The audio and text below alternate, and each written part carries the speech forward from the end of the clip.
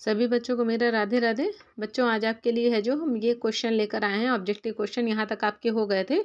अब इसके आगे के क्वेश्चन लेकर आए हैं। तो देखिएगा, पहला है जो बच्चों क्वेश्चन है, राग तरंगिणी के लेखक कौन थे? क्या कल्हड़ थे, मतंग थे नंबर 2 पे, नंबर 3 पे सोमेश्वर, नंबर 4 पे लोचन।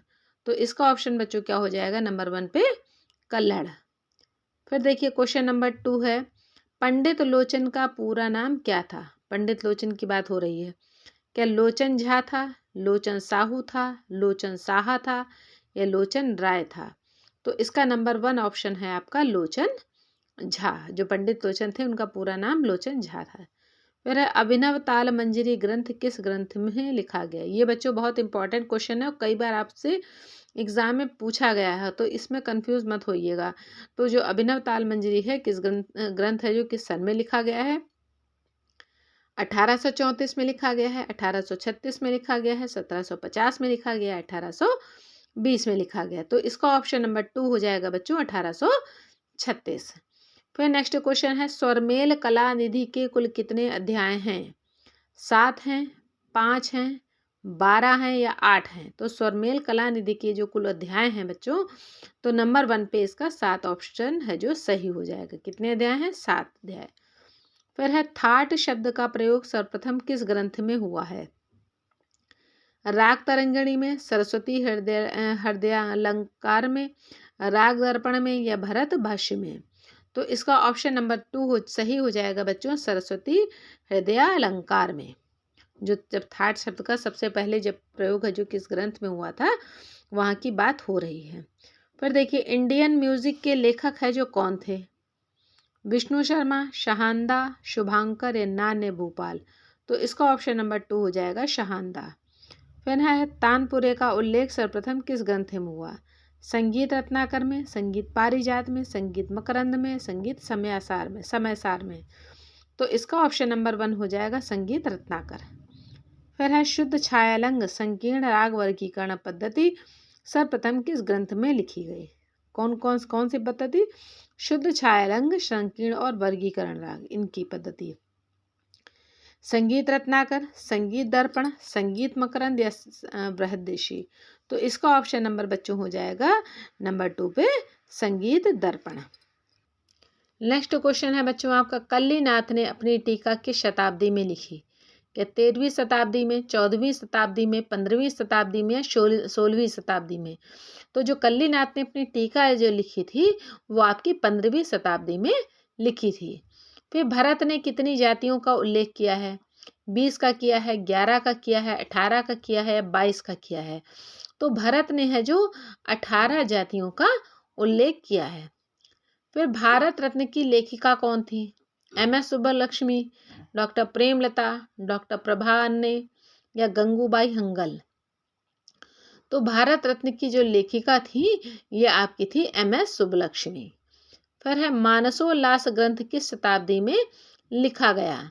12वीं शताब्दी में, 13वीं शताब्दी में, 14वीं शताब्दी में या 15वीं शताब्दी में? तो जो मानसोल्लास जो ग्रंथ था वो आपका बच्चों 12वीं शताब्दी में लिखा गया। फिर है, मानसोल्लास की रचना किस में हुई? रस में हुई, प्रबंध में हुई, अनुष्टुप छंद में हुई या अलंकारात्मक शैली में हुई?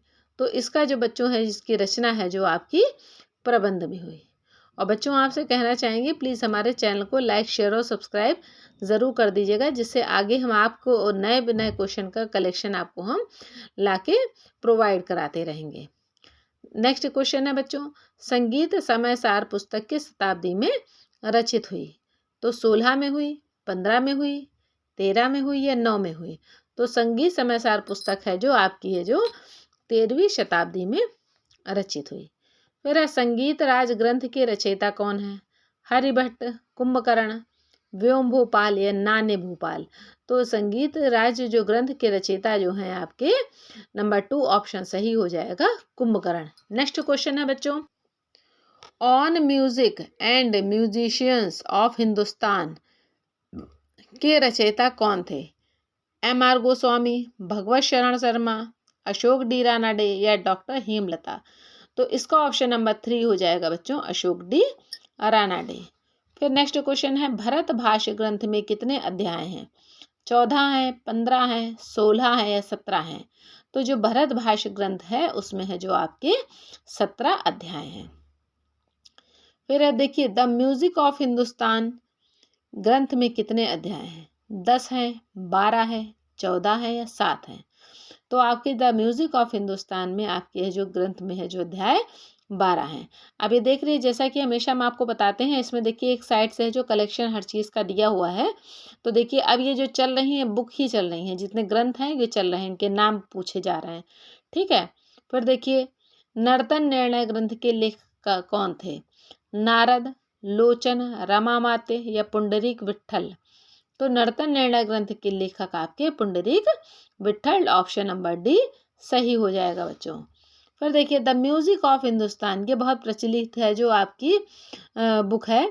तो इसके है जो लेखक कौन थे? सोमेश्वर थे, कोहल थे, मतंग थे, A.H. कॉम्स, एटम्बिस थे? तो आपका ऑप्शन नंबर है जो द म्यूजिक ऑफ हिंदुस्तान है जो बुक है, इसके जो लेखक आपके थे वो कोहल थे। नंबर 2 ऑप्शन आपका सही हो जाए। फिर देखिए, स्वरमेल कलानिधि ग्रंथ किस शताब्दी में लिखा गया? ये क्वेश्चन बच्चों ये भी बहुत इंपॉर्टेंट क्वेश्चन है। ठीक है, और इसको जब आप नोट करेंगे, शताब्दी है, ग्रंथ है, जो इसका आपका सीक्वेंस बन रहा है, तो जितना आप नोट करेंगे आपके लिए बहुत ही अच्छा रहेगा। तो इसके है जो कि शताब्दी में लिखा गया, क्या 19वीं में लिखा गया बच्चों, 18वीं में लिखा गया, 17वीं में लिखा गया, 16वीं में लिखा गया? तो जो स्वरमेल कलानिधि ग्रंथ जो है वो आपका 16वीं शताब्दी में लिखा गया। फिर नेक्स्ट क्वेश्चन आपका है, संगत दामोदर ग्रंथ की रचना किसने की? शुभांकर ने की, इब्राहिम ने की या नान्य भूपाल ने की या नारद ने की? इन चारों ऑप्शन में है जो संगत दामोदर ग्रंथ है, तो इसकी रचना बच्चों नंबर 1 पे है जो शुभांकर ने की। नेक्स्ट क्वेश्चन आपका है, वैदिक संगीत के जो, ये देखिए वाला क्वेश्चन छोटा, अगर षड्ज चौथी श्रुति पर स्थित है तो मृदु षड्ज का स्थान कौन सा है? 2 है, 3 है, 1 है या 5 है? तो इसका ऑप्शन बच्चों हो जाएगा नंबर 2 पे 3। फिर नेक्स्ट क्वेश्चन आपका है, वैदिक संगीत के सप्त स्वरों में से एक का नाम क्या है? इली है, कृष्ट है, चुषड़जा है, षाढ़जी है? तो इसका ऑप्शन नंबर 2 हो जाएगा बच्चों कुष्ट। नेक्स्ट क्वेश्चन है आपका, पंडित भातखंडे के अनुसार धैवस किस श्रुति पर स्थित है? क्या 15वीं पे है, 16वीं पे है, 17वीं पे है या 18वीं पे है? तो जो पंडित भातखंडे जी हैं उनके अनुसार धैवत है जो आपका है जो 7वीं श्रुति पर स्थित है। नेक्स्ट क्वेश्चन है आपका, समाम गान का स्वर कैसा है? मंद्र है, उदात्त है, मध्यम है या कुरुल है? तो समागाम का है जो स्वर जो है बच्चों नंबर 2 ऑप्शन आपका सही हो जाएगा, उदात्त। फिर है, विष्णु दिगंबर पलुस्कर किस क्षेत्र से संबंधित थे? गायन से, वादन से, नृत्य से या लोकगीत से? तो आपका ऑप्शन नंबर 1 है जो गायन सही हो जाएगा। फिर है, पद से संबंधित एक गीत प्रकार क्या कहलाता है? आपका बेसरा कहलाता है, स्फुरित कहलाता है, खंबाविता कहलाता है या आसारीता कहलाता है? तो पद से संबंधित गीत का जो प्रकार है वो आपका खंबाविता कहलाता है।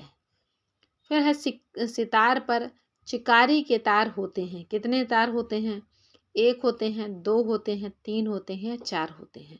तो इसका ऑप्शन नंबर 2 सही हो जाएगा। तो जिन्होंने ये सितार वाला जो वीडियो देखा है उसमें तो ये क्वेश्चन आपको अच्छे से रट गए होंगे, जो कि हमने पिक्चर के अकॉर्डिंग बताया है, एक एक पॉइंट बताया है। जिन्होंने ना देखा हो वो पिछले वीडियो में जो सितार से रिलेटेड है आप देखिएगा, उसमें दिया हुआ है, उससे आपको है जो ये सारे क्वेश्चन आपके सितार से रिलेटेड जो हैं वो आपके ऐसे ही सॉल्व हो जाएंगे। ठीक है, तो एक देखिएगा सितार का बनाया है, एक तबले का बनाया है बच्चों वीडियो, और बाकी जो शॉर्ट्स में जो है जितने इंस्ट्रूमेंट मुझे ध्यान थे वो नए नए जो जो आपको हमने इंस्ट्रूमेंट देखे, जिन्होंने वीडियो हमारा देखा होगा शॉर्ट्स वाला, तो उसमें एक एक है जो हमने पिक्चर सहित हमने बच्चों ये है जो बनाया है वीडियो, तो उसको आप देख लीजिएगा जिससे कि आप है जो उस चीज़ को नहीं भूल पाएंगे। ठीक है, और एक बात और बच्चों बताना चाह रहे हैं, ये जो क्लास है अभी तक हम मॉर्निंग में लेते थे या नून में लेते थे, अब ये क्लास आपकी इवनिंग में चलेगी। तो जिसको बच्चों ना मालूम हो तो प्लीज़ हमारे चैनल को लाइक शेयर और सब्सक्राइब ज़रूर कर दीजिएगा, तो जिससे कि आपको टाइमिंग भी हमने आपको बता दी है, तो आपको टाइमिंग से आपका स्किप नहीं होगा। ठीक है, तो सितार पर चिकारी के तार आपके कितने होते हैं? 2 होते हैं। ठीक। फिर देखिए गदगन बोल निम्न में से किस वाद्य का है? पखावज का है, ढोलक का है, नाल का है, डमरू का है। तो जो गदगन बोल है निम्न में से आपका पखावज का वाद्य है। फिर नेक्स्ट क्वेश्चन आपका है निम्न वाद्यों में सूल फाग ताल किस वाद्य की ताल है? डमरू की है, पणव की है, पखावज की है या आपके नगाड़े की है। जैसा कि आप समझ गए होंगे जो सूल फाग ताल है डमरू की तो हो नहीं सकती, पड़व की भी नहीं, नगाड़े की नहीं, ये पखावज की है। क्यों? क्योंकि इसमें खुले बोल के बोल होते हैं इसलिए। और आपको हमने बता रखा है कि खुले बोल का है जो प्रयोग है जो सबसे पहले किन सब चीज़ों में किया जाता था। आजकल वो है जो आपका है जो तबले में बहुत सारी तालें हैं जो खुले बोल वाली भी बजाई जाती हैं, लेकिन उसका मेन जो आपका वाद्य है वो आपका पखावज का ही होता है। फिर देखिए 7 स्वर में जो स्वर प्रस्तार है बन सकते हैं, कितने स्वर प्रस्तार बन सकता है 7 स्वर से? 5010, 5020, 5030 या 5040। तो आपका जो है जो बन सकता है वो आपका 4 नंबर ऑप्शन 5040 सही हो जाएगा। आज के लिए बच्चों क्वेश्चन आपके इतने ही हैं। आई होप कि आपको समझ में आए होंगे, आपको पसंद आए होंगे। तो प्लीज़ हमारे चैनल को लाइक शेयर और सब्सक्राइब ज़रूर कर दीजिएगा। तो आपका दिन शुभ हो। तब तक के लिए राधे राधे।